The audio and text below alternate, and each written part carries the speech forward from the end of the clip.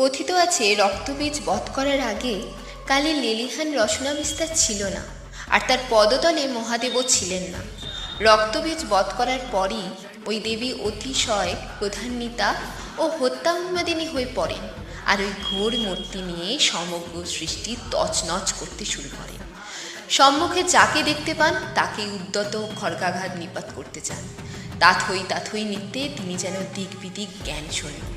সৃষ্টি বুঝি লয় পায়, তা দেখে দেবতারা প্রমাদ শুনলেন। হত্যাযজ্ঞ থেকে দেবীকে নিরস্ত করতে না পারলে জগৎ যে রসাতলে যাবে।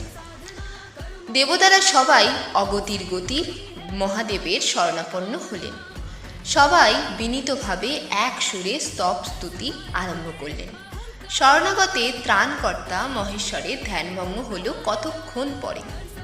দেবতারা সমস্ত বিষয়টা মহাদেবকে জ্ঞাপন করলেন। তখন দেবাদিদেব মহেশ্বর দেবতাদের অভয়দানপূর্বক মহাকালীর তাণ্ডব নৃত্যের পথে মহাশ্মশানে শয়ন করে তার অপেক্ষা করতে লাগলেন।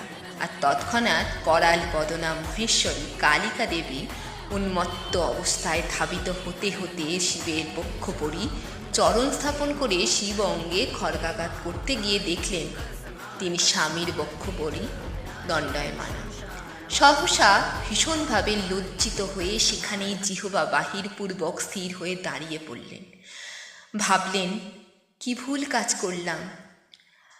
তার ভয়ঙ্কর উগ্র মূর্তি যেন শান্ত হয়ে গেল।